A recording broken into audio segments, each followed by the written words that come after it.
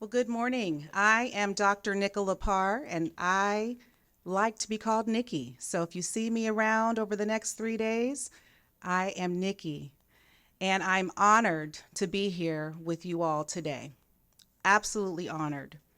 And thank you for the spoken word this morning. That really got me going. Yay. We're going to keep this same flow going for the rest of the day today, that call and response. If you hear something that speaks to you, snap, clap, stomp, whatever it is that you need to do. Elizabeth and I were talking the other day about bios and reading about my background, and I decided, no, I'm going to tell my story. So here we go. I was raised in Solano County. Can I get some snaps for Solano County? Fairfield, California. Fairfield. My dad is a retired Air Force personnel. Spent most of my time at Travis, so I didn't have that same traditional military life where I traveled around. We were in Fairfield.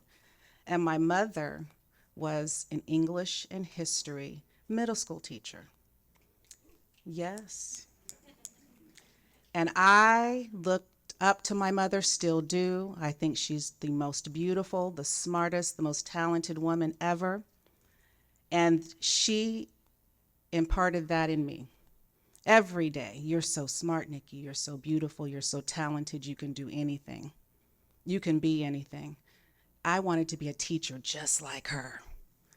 And I set out to get my education, set out to become a history and English middle school teacher. I know, right? I know.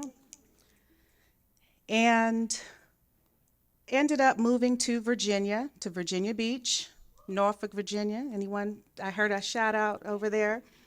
And attended Old Dominion University, where I received my undergrad and graduate degrees. And while I was in grad school, someone tapped me on the shoulder and said, "Hey, you seem to have like this personality, this kind of, I don't know, there's something about you. You should come and teach where I teach." And I thought, okay, yeah, I'll do that. And I started working at what's called a regional public day school for students who had been identified as emotionally disturbed. And when I showed up, all excited about the work, I realized, wow, I need to go back to school. I need to get some additional education because these young people who have been identified as emotionally disturbed, they have some additional challenges, and I need to learn how to better serve them.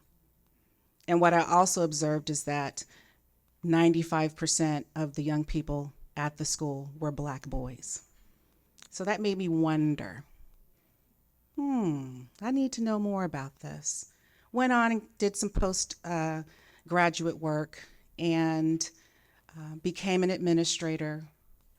Decided to move back to Fairfield, California, whoop whoop,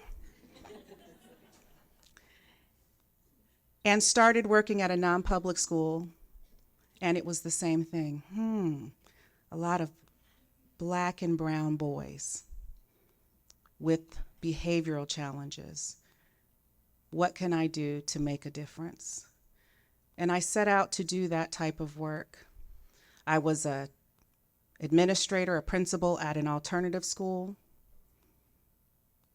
community day school. Yes, thank you for my community day school folks. I was a director of student services for one of our local districts for 8 years. Can I get some snaps for that too, please? All right. Doing all of the work after families and students had failed for years. And so by the time they came through my door, through SARB or expulsion, I was able to go back and track and look at their cumulative file and see notes from teachers back in kindergarten, in first grade, and second grade. And when I opened up our Aries system and I opened up their cum file, I didn't see any notes about intervention. What did we do other than just put it in Aries? Mm-hmm. Yes, what did we do? There was no evidence that we did anything other than punitive measures. So fast forward, after 8 years of that and 8 years of teaching and working in alternative schools, I said, I have to do something different. I have to move upstream. We have to start working on the prevention. And I accepted a position at the Solano County Office of Education. Whoop, whoop. Okay, my Solano County Office of Ed folks. And that was 10 years ago. I cannot believe it, 10 years ago. And when I first started at the Solano County Office of Education, I attended the Northwest PBIS conference, Positive Behavioral Interventions and Supports. Hadn't heard about PBIS all this time, hadn't heard about it. I attended that conference and it totally changed the trajectory of my career and what's happening in Solano County. I attended that conference. I connected with one individual, the power of one. He was a professor in Oregon. He put me in contact with someone from Placer County Office of Education. I'm like, Placer County? I know I've driven through there. I don't know much about Placer County. That individual put me in contact with someone who I call my brother. That's Mike Lombardo. When we see each other, when we text, we greet each other as brother and sister. And I'm going to tell you why. So within, I would say, 2 weeks of coming back from the conference, you're all pumped. I was excited. Yes, PBIS, how are we going to get started? I reached out to this Michael Lombardo, and he got back with me right away. And we set a time to meet. And it was like a couple days after. He said, I'm going to be at a conference in Sacramento. And I said, oh, I'm going to be at a conference in Sacramento. So we ended up meeting. We were both across the street from each other. We met up at a restaurant, and we sat for hours talking. And he was telling me his story, all the wonderful work that he's done to change the systems in Placer County and his leadership. And I was so excited. I said, tell me more. How'd you do this? What's the color by numbers? I think Elizabeth had said that. What's the color? Give me the plan. And he said, relationships.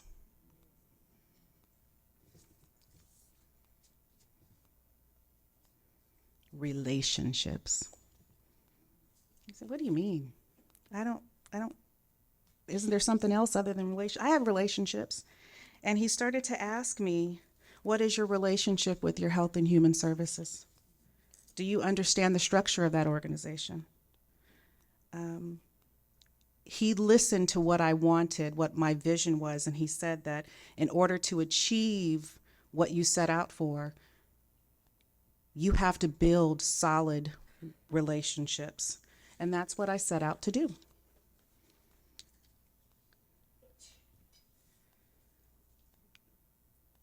So in order to build effective relationships that lead to us being able to share information and resources, you have to be present. You have to say yes. You have to step out of your comfort zone, and you have to seek out opportunities for collaboration. I'm going to let you take a look at this. The power of generosity in ecosystems. So as I was preparing today, I did a little research on what are businesses doing, corporations doing in terms of this ecosystem building, because this is a big term now and that a lot of research is going behind. And there's a lot of interesting work coming out of the business sector that shows that if you work together, these interconnected systems, that they actually do better, they perform better. Even in businesses that traditionally compete against one another, working together helps each one.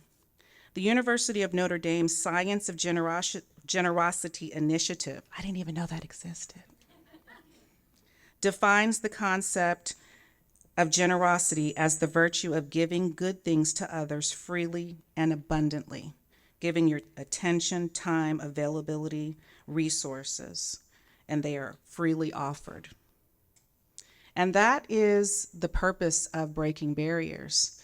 I first attended a Breaking Barriers conference 6 years ago, and I found a network of individuals who gave freely, who would sit and listen to what your vision was, where you wanted to go, and said, oh, I know someone. I'm going to connect you.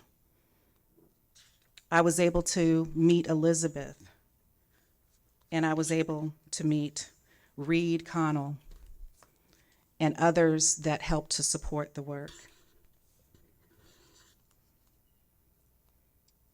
Collaborative ecosystems, and how do we make alliances work? We need to focus not just on the plan, but how are we going to work together? We are coming out of this pandemic, and I have heard terms like plandemic, plandemonium. We were writing all these plans. We were having meetings to talk about the plan, pre-meetings, post-meetings. We didn't spend a whole lot of time talking about how are we going to be with each other? How are we going to work together? How are we going to progress monitor? How are we celebrating our differences if we're coming in as an ecosystem, each with different educational experiences and backgrounds, each having different strengths? How are we celebrating that and lifting that up? How are we moving beyond our formal structures that we inherited, right? As someone had said earlier, we didn't create these systems, we inherited them. But how are we moving past that? And I'll share an example or two here in just a moment. And how are we allocating our organizational time to cultivate these relationships?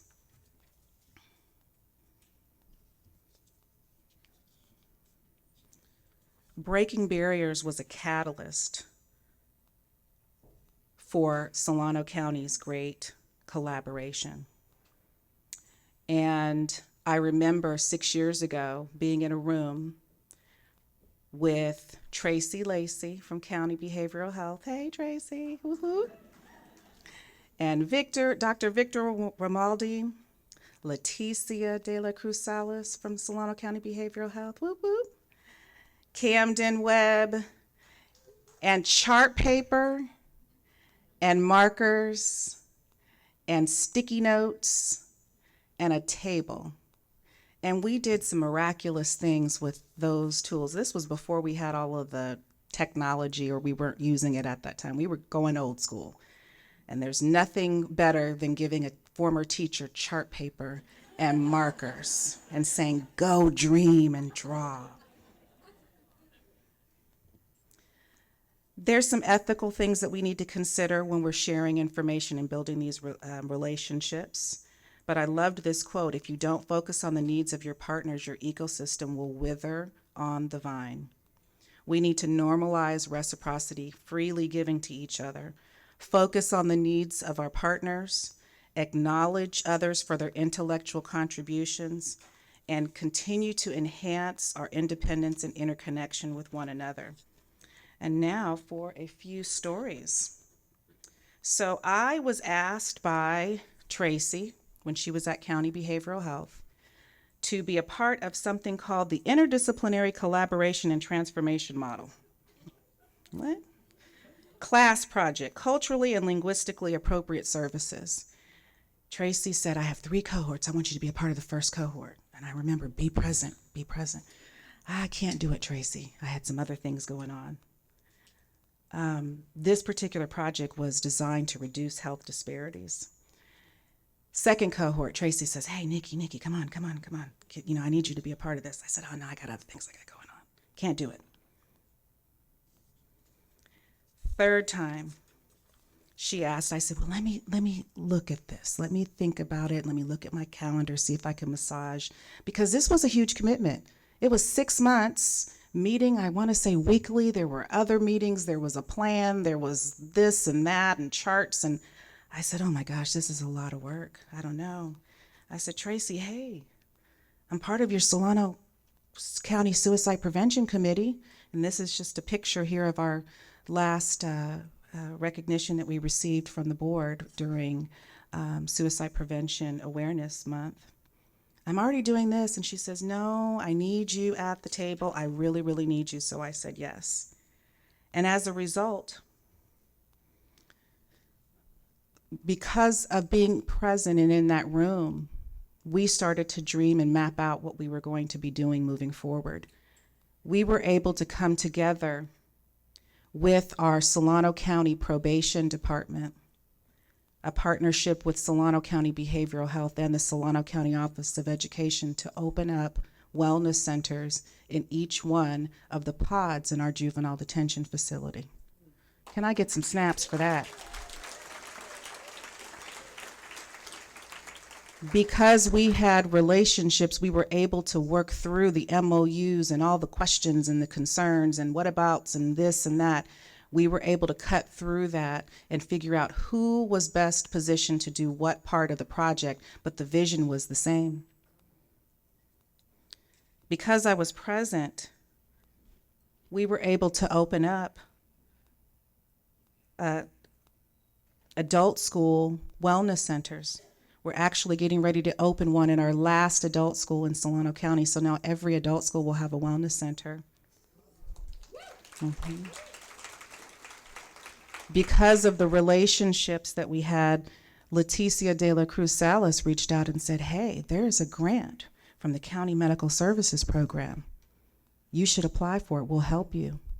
And we did, and we were able to get mental health clinicians, a clinical supervisor, interns, and paraprofessionals to staff the Adult School Wellness Center.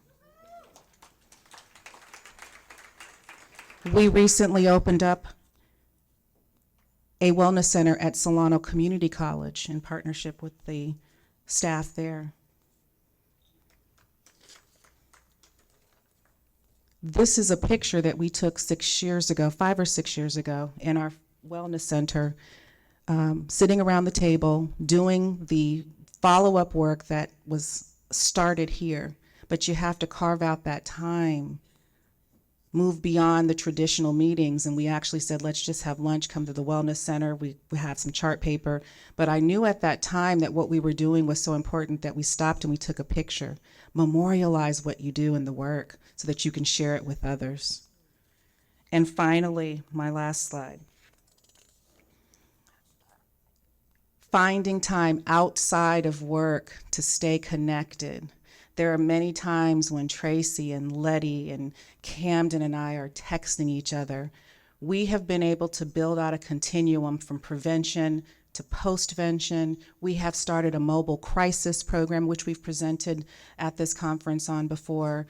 We're able to respond when there is a crisis or a death, loss of a student or a staff person. We're able to send clinical staff and coordinate it for the school to come as the county and ensure that all receive the services that they need in a timely fashion. So there's so many things that we've been able to do, but it's with partnership. So this is just a picture of Tracy, Letty, and I hanging out on a Sunday, having coffee in the morning, watching the first little rains of the season, and I so appreciate those partnerships. I just want to end with thank you for listening to my story. Thank you for my wonderful partnerships, my brother, and all of the sisters in the work. I also want to thank our judge, our presiding judge, Wendy Getty, who's here as well, being present and joining in with this work. So thank you.